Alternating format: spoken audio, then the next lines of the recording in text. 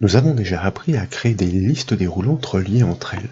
Pour cela, nous avions bâti des calculs intermédiaires de repérage. Et sur la base des numéros incrémentés générés, nous avions produit l'extraction des données dépendantes servant de source liée. Mais lorsqu'il s'agit de proposer des listes déroulantes dépendantes sur chaque ligne de la base de données, le problème se corse. Dans ce contexte, il n'est pas envisageable de prévoir des calculs de repérage et d'extraction pour un nombre indéfini d'enregistrements. Et pourtant, cette fonctionnalité est précieuse dans le cas de tableaux de prospection par exemple. C'est pourquoi nous apportons la solution dans cette formation, et pour preuve, y compris pour un nouvel enregistrement, si nous choisissions de renseigner effectivement un nouveau client potentiel avec sa civilité, avec son nom, avec son prénom, et puis son code postal comme 06400 par exemple, à validation constatée que la cellule de la colonne F associée se dote d'une liste déroulante qui se remplit automatiquement des villes associées. Ce choix de code postal n'est pas forcément le plus brillant, car effectivement une seule ville lui est associée, mais après modification, constatez non seulement que le contenu de la liste déroulante s'adapte, s'ajuste, y compris en hauteur pour recevoir le nombre de villes directement associées au choix du code postal. Pour établir ces travaux, nous proposons de réceptionner un fichier Excel hébergeant des données et offrant certains précieux réglages. Et comme toujours, ce classeur est offert au téléchargement depuis le site bombache.fr. Il est muni de deux feuilles nommées respectivement prospection et ville. La feuille prospection dresse un tableau, comme nous l'avions constaté, servant à archiver les nouveaux prospects au coup par coup. C'est donc en fonction du code postal saisi en colonne E que nous devons offrir une liste déroulante des villes associées en colonne F. Cette liste déroulante doit être présente, comme nous l'avons dit, pour chaque enregistrement et sur chaque nouvelle potentielle ligne de la base de données au fil de l'implémentation. Chacune doit se nourrir en fonction de son code postal renseigné. Et c'est bien là toute la problématique. En cellule I6, vous notez la présence effectivement d'une zone prévue pour le code postal de référence qui doit être rapatrié. C'est en fonction de cette valeur que des repérages et des extractions existent déjà. En bas de la fenêtre Excel, et pour le constater, je vous invite à cliquer sur l'onglet Ville pour afficher sa feuille. Cette feuille héberge la base de données des codes postaux et des villes associées pour la région PACA, et un calcul de repérage par numéro incrémenté existe en colonne E, comme vous pouvez le voir en consultant notamment sa barre de formule. Nous maîtrisons désormais ces techniques. Si la correspondance est établie avec le code postal de la référence issue de la feuille prospection, cellule I6, un marquage s'opère, et ce marquage est exploité en colonne H pour produire l'extraction grâce aux fonctions index et équive. Ces villes constituent naturellement la source de données dynamiques des listes déroulantes du tableau des prospects. Pour chaque liste déroulante puisse se nourrir des villes associées au code postal de l'enregistrement en cours, nous devons être en mesure de prélever ce code en cellule I6, comme nous l'avons dit, de la feuille prospection. Et ce prélèvement doit intervenir quand une cellule de la colonne F, celle des villes, est activée. Ainsi, au moment de la demande utilisateur pour exploiter la liste déroulante, le contenu se régénérera automatiquement.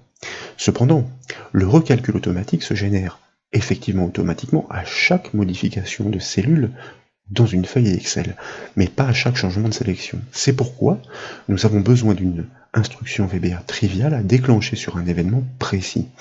Nous avions d'ailleurs développé cette technique à l'occasion de la conception du jeu du memory pour Excel. Ensuite, nous pourrons refermer cette parenthèse et nous concentrer sur les formules.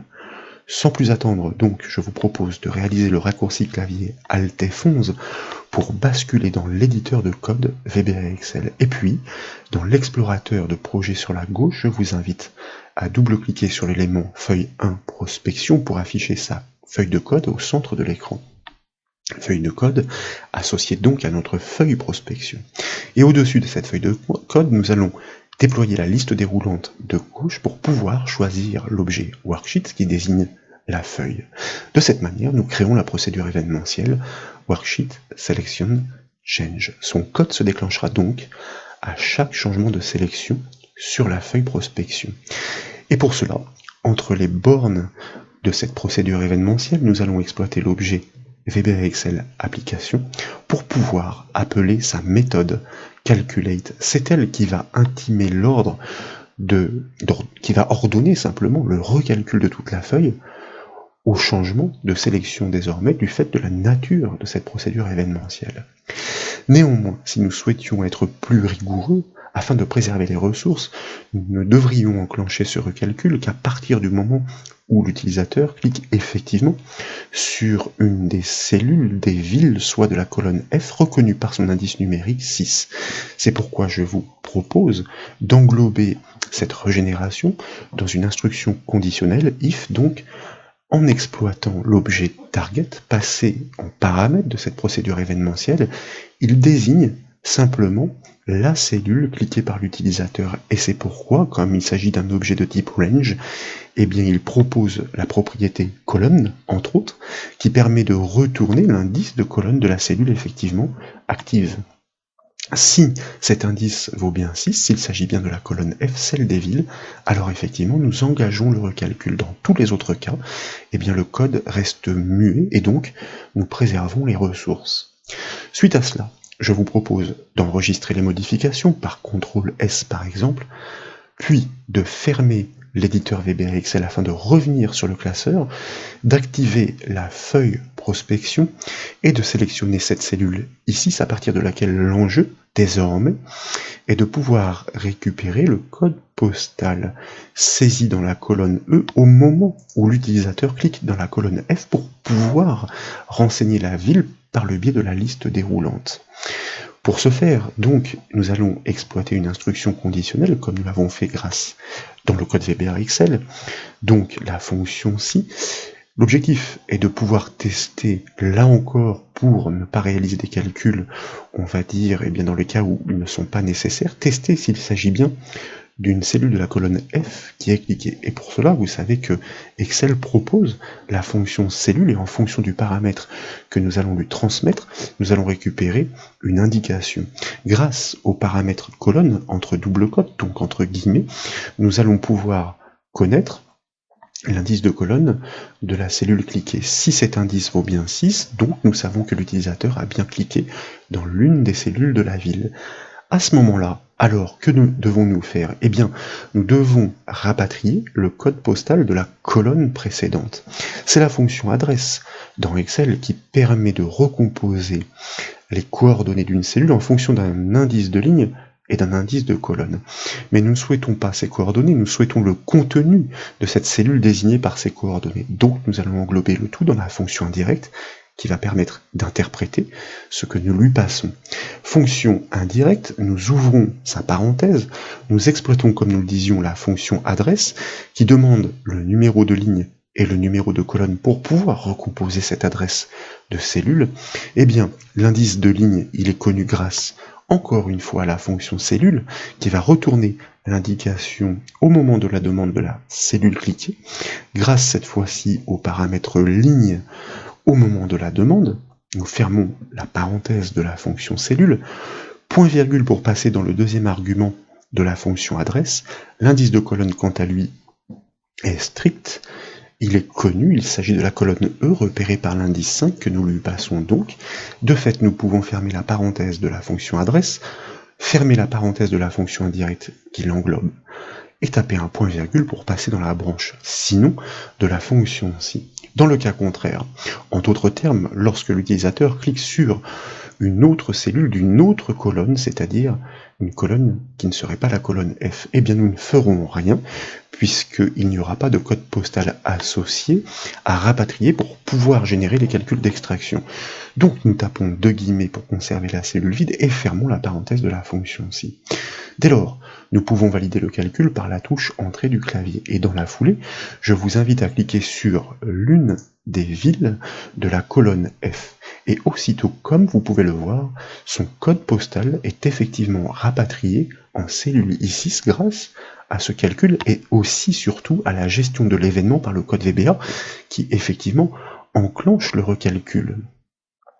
Si vous affichez désormais la feuille ville sans cliquer sur une autre cellule dans le même temps, eh bien en faisant défiler effectivement ici l'ensemble des enregistrements de la base de données, à un moment ou à un autre, voilà, les calculs de repérage apparaissent, ils permettent d'établir la correspondance avec le code postal ainsi repéré et rapatrié. De fait, les calculs d'extraction s'enclenchent pour pouvoir importer toutes les villes associées.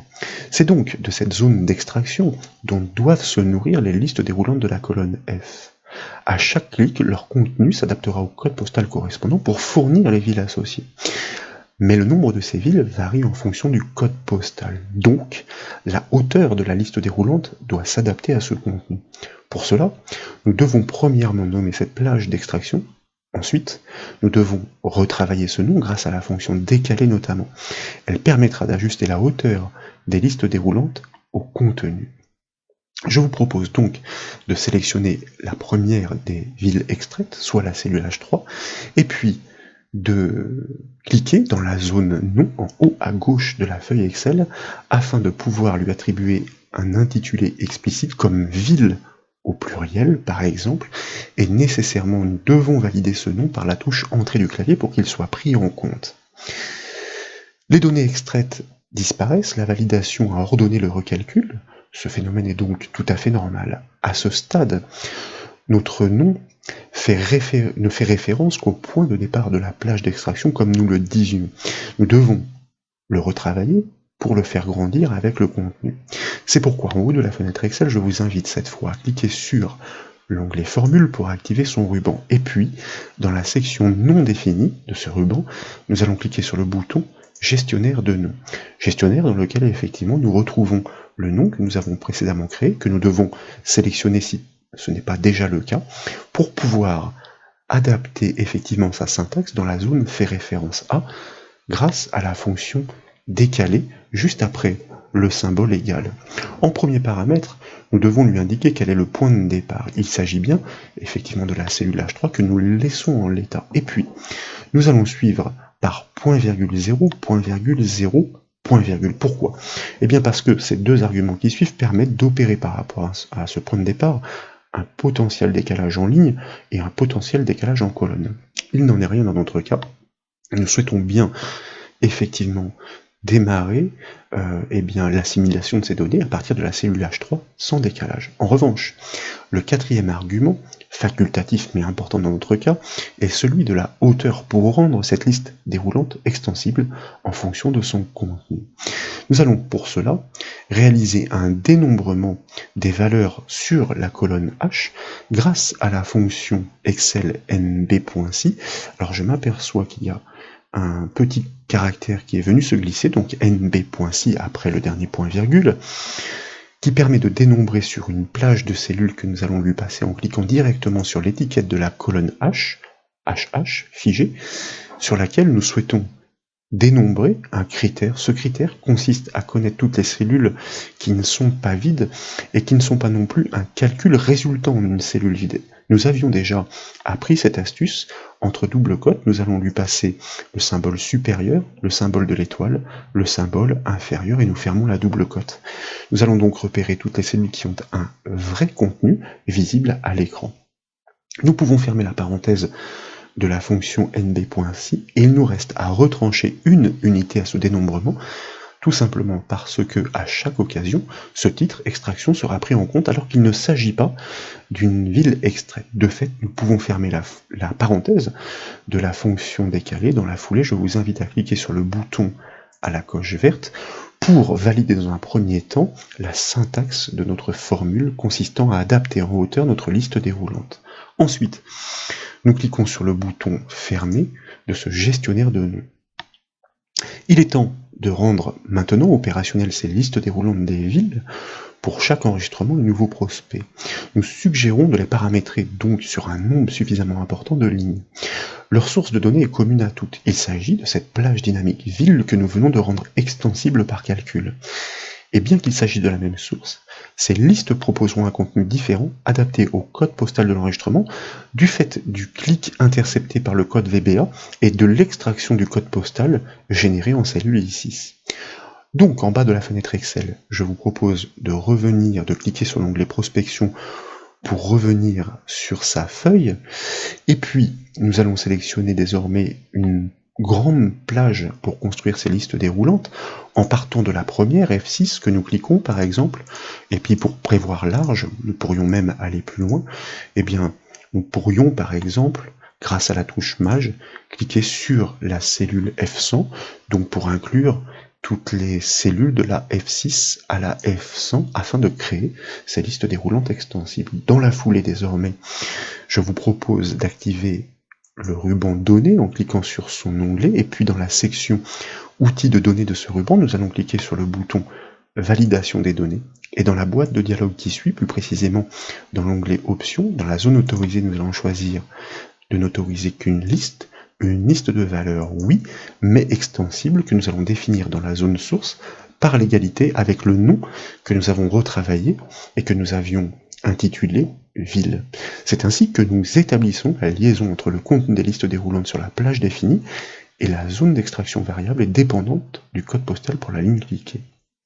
Ville est bien le nom que nous avons attribué à cette plage et que nous avons ensuite retravaillé par formule. Il ne s'agit pas du nom de la feuille.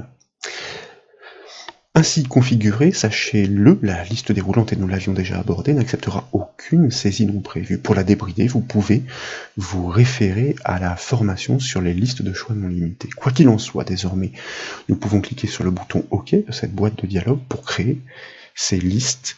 Et puis, nous allons aussi valider le message d'alerte qui suit. Ce conflit peut intervenir du fait, effectivement, du recoupement de ces noms, villes, en l'occurrence, qui a déjà été utilisé. En l'absence de données, puisque le code postal de référence n'est pas rapatrié, la source lui paraît incohérente. Voilà donc pour l'explication. Désormais, eh bien, je vous propose de cliquer sur, par exemple, la ville de Belgentil, pour que notre calcul intermédiaire puisse rapatrier ce code postal qui est utilisé pour les calculs d'extraction, sur lesquels notre liste, notre plage extensible est construite. Si désormais nous déployons cette liste déroulante, eh bien vous remarquez que toutes les villes associées sont effectivement rapatriées. Qu'en est-il si nous cliquons sur une autre ville? Eh bien vous constatez que son contenu s'ajuste parfaitement et dynamiquement. Et comme précédemment, si nous choisissions de remplir un nouvel enregistrement, un nouveau prospect, alors je ne vais pas m'embêter, je vais saisir des informations incohérentes, avec par exemple un code postal qui serait 83 100, pourquoi pas, je ne sais pas s'il y a beaucoup de villes qui lui sont associées, donc en l'occurrence il s'agit de la ville de Toulon, et bien vous remarquez que notre liste déroulante, une fois encore, pour un enregistrement qui n'était pas prévu, c'est parfaitement adapté. Je vais faire un dernier test avec un dernier code postal et vous remarquez que eh bien, le résultat est assez magique et surtout très professionnel pour les utilisateurs qui souhaitent implémenter leur fichier de prospect, puisque désormais eh bien, ces listes déroulantes intelligentes se nourrissent du code postal saisi et en même temps nous sécurisons et homogénéisons les données, puisque nécessairement la ville qui sera inscrite eh bien, fera partie des propositions toujours saisies avec la même casse. Voilà donc pour ces démonstrations. J'espère qu'elles vous ont plu. Si c'est le cas, comme toujours, je compte sur vous pour mettre un petit j'aime à la vidéo. Et comme vous le savez, vous pouvez retrouver toutes les autres formations sur le site bombache.fr. Je vous remercie.